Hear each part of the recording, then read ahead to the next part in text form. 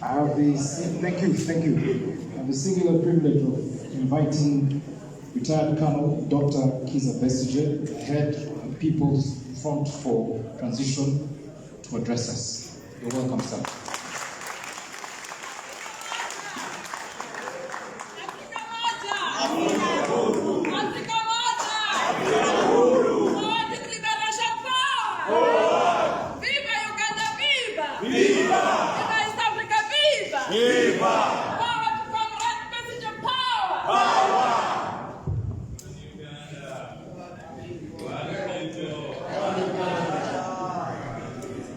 A very good afternoon, all of you, dear ladies and gentlemen, in the struggle for freedom. I must add my voice first to those who have thanked the Kenya Human Rights Commission, our host, who have made it possible for this conference to take place, and for all these testimonies to be presented. I'm sure Kenya Human Rights Commission is also putting on the shoes today of the Uganda Human Rights Commission. Because if the Uganda Human Rights Commission was indeed doing its work, this conference would be organized by them in Uganda. And all this would be taking place. That's their mandate. That's what they should be doing. But human rights is universal.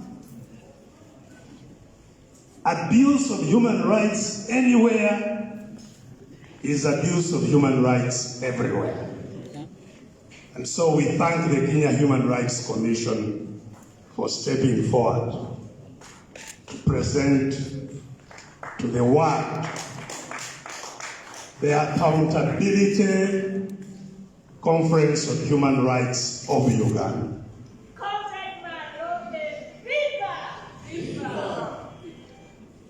I'm sure you indeed or realize that Kenya Human Rights Commission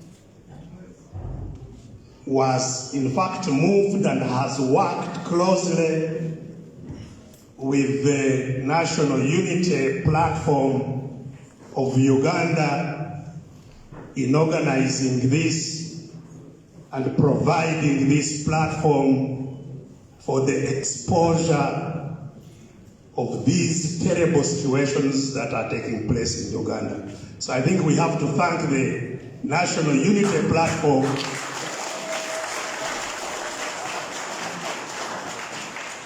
and their leaders for the initiative and for the leadership that they have provided in eventually having this platform realized as it has today. Now, and the reason indeed the National Unity Platform has been in the vanguard of this organization is because the latest wave of victims of human rights violations in Uganda have mainly targeted the membership of the National Unity Platform. And this especially started in the last elections, and that's why this particular conference is located around the time when the riots happened in Uganda in November 2020 during the campaigns, the last presidential campaigns, when more than 100 people were gunned down in cold blood on the streets of Kampala. People that have never been accounted for up to date. People, some of whom indeed the regime in power in Uganda acknowledged that they were killed without any cause, without having committed anything. They admitted. But nobody has been made to account for that wanton loss of life up to date. No even formal inquiry has taken place up to date. And therefore, it's right to have this accountability conference. Indeed, since that time of 2020, you have had all these testimonies.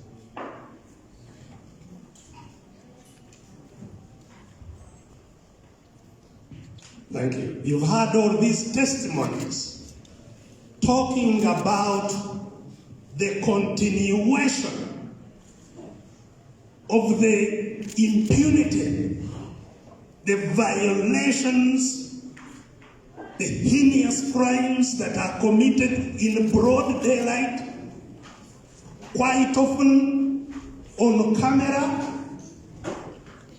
and nothing happens.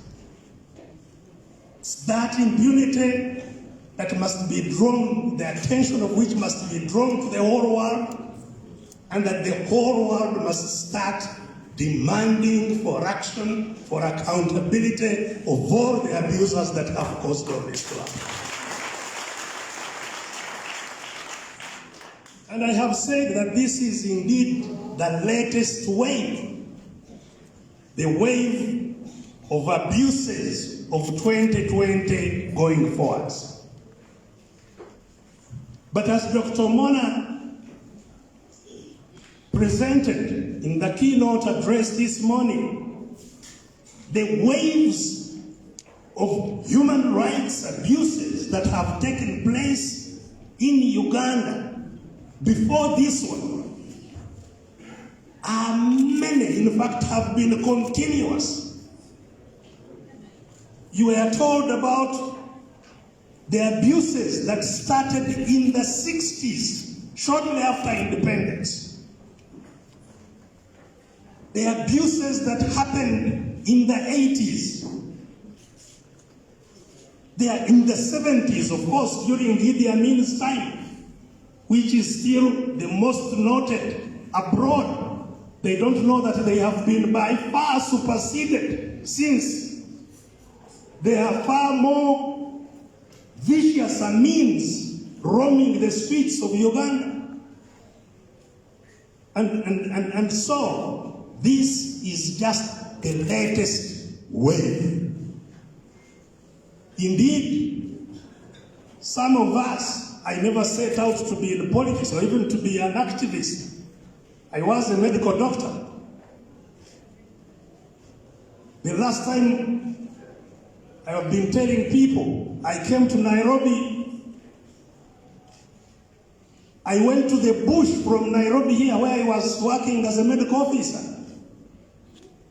But that was after I had gone through hell and been back in Uganda to escape in 1981 and come to Nairobi. Most of the people I was with in jail in 1981. And these were prominent people, most of them. We were held in what is now the International Conference Center. Many of the people I was with in jail have never been seen again, included an ambassador, a magistrate, some prominent farmers and so on. They have never been seen again. So the waves of violence, the waves of abuses have been going on at their endless. And that's why, in fact, in our region, we must focus on Uganda. Because Uganda's abuses have also been internationalized. if we don't solve the problems in Uganda, this region will never settle. Uganda is a source, not just for ourselves, but for the whole region. So since independence, it is Uganda. We've been talking about 60 years of independence. Since independence, it was last month when we celebrated 60 years. In all these 60 years, leaders have only entered leadership brought by bombs, not by the people of Uganda. Ugandans have never taken a leader out of office. Never. Only bombs have removed leaders of Uganda. And only bombs have brought leaders into the leadership. It means Ugandans simply have no voice. They have never brought a leader, they have never taken a leader, they have no say on how they are led. No power. Totally powerless. And this powerlessness, of course, did not happen since 1962. The powerlessness started for the whole of Africa on colonization, when foreign forces took over the power of our people, power to belong to their countries. None of our countries was a country by determination of its people. Kenya is not Kenya because Kenyans wanted it to be Kenya. Kenya was formed by non-Kenyans. Uganda was formed by non-Ugandans. And Ugandans, those who live within the territories that are called Kenya or Uganda, became subjects, not citizens. We became subjects of the Queen of England. We lost our citizenship, our power to decide, our rights, our freedoms as citizens were lost. The struggle we have in Uganda, therefore, is not a struggle for leadership. We have no country to lead yet. Citizens have no power. And that's why when you hear people say, our power, people power, they have no power. That's the struggle. The struggle, first and foremost, is struggle to get power. For citizens to have a voice, to have influence in their own countries. And unless citizens have power and influence, and can determine who leads them and how they are led, the abuse of these rights will not end. As long as the guns reign, the abuse of rights will not end. It can only get worse. And so the question we must ask ourselves, even as we gather here in this unique and wonderful space, is how do we then get back our citizenship? How do we become citizens again with a full range of rights and freedoms, that we have an equal voice and equal opportunities in our country? How does it happen? It will not happen by the allowance, by those who captured our countries, allowing us to have a voice, allowing us to have freedom. It will not happen. And we are inspired by the people of Kenya. And I salute you, Honorable Martha Karua, people who have been in the trenches here in Nairobi. People who have been in the trenches and fought to end one-party rule in Kenya. It took many people's lives. It took many people's sacrifices, prisons, injuries like you've seen here. There are many people, there are many casualties in Kenya through the struggles. And yes, you know, Some people, sympathize with me and say, you have suffered a lot. Like indeed, we must sympathize with all of these victims. But we should not forget that we are the lucky ones, those who have been attacked and are still talking. The greatest majority of those who have made sacrifices can no longer talk. They are dead. And that's why we have no right to give up, to betray the dead.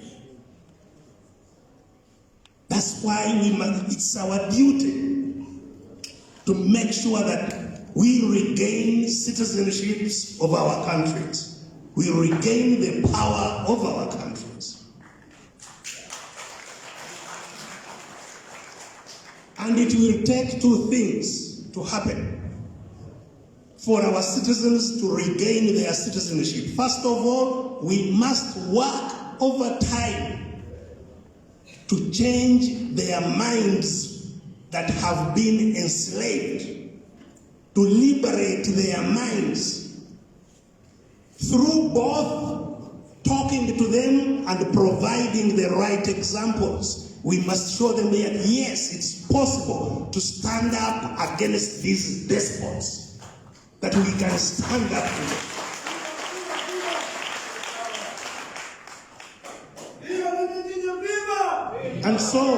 And so when we are here, seeing that indeed it's possible in Kenya, where it would not have been possible some time back toward this conference, the people in Uganda must take courage and know that yes, we shall hold the next conference in Uganda, not in Kenya.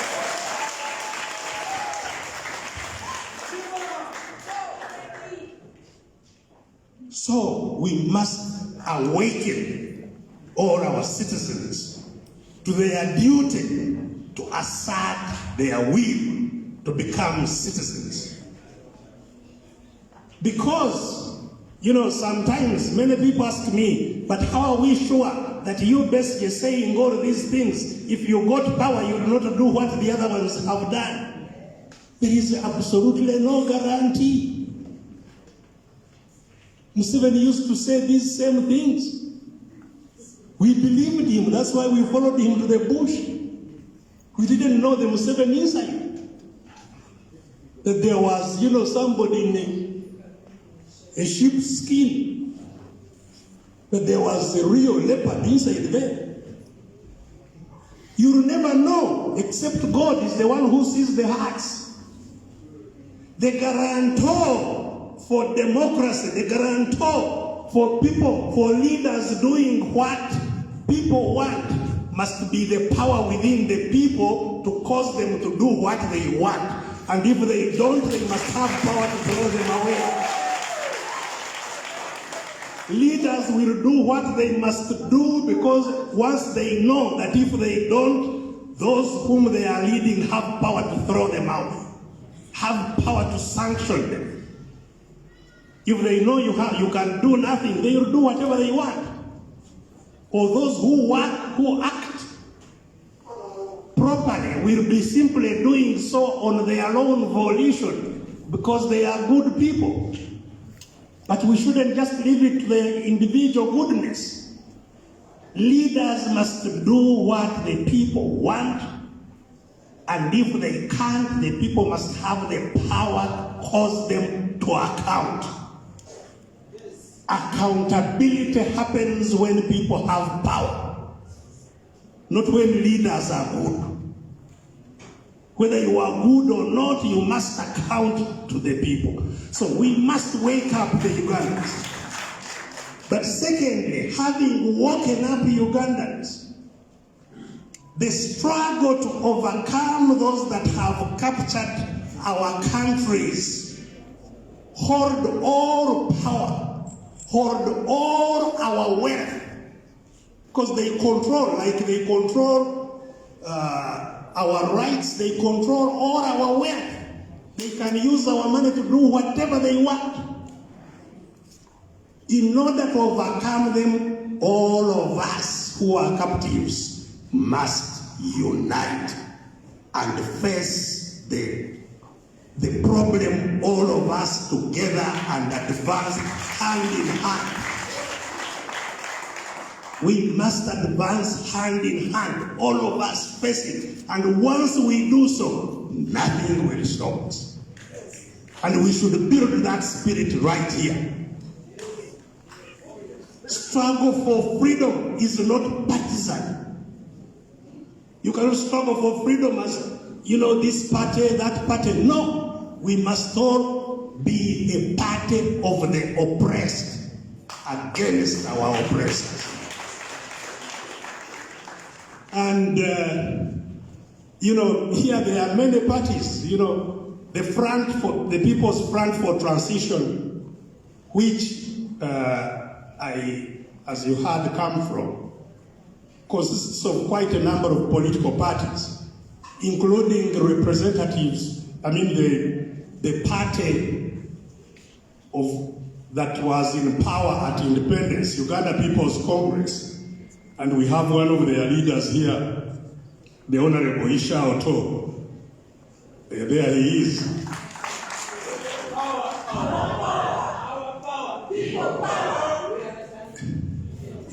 The party of independence used to say, everybody, UPC, all of us, UPC, you and me. UPC.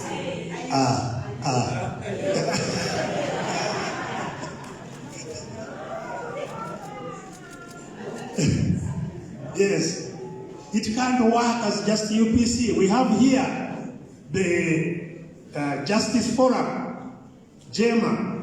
The Secretary General of JEMA is here, the Honorable Katerega, Hamad Katerega. Just stepped out. He stepped out. Yeah. We have people from the Democratic Party. The Honorable Rubenga Mukabu.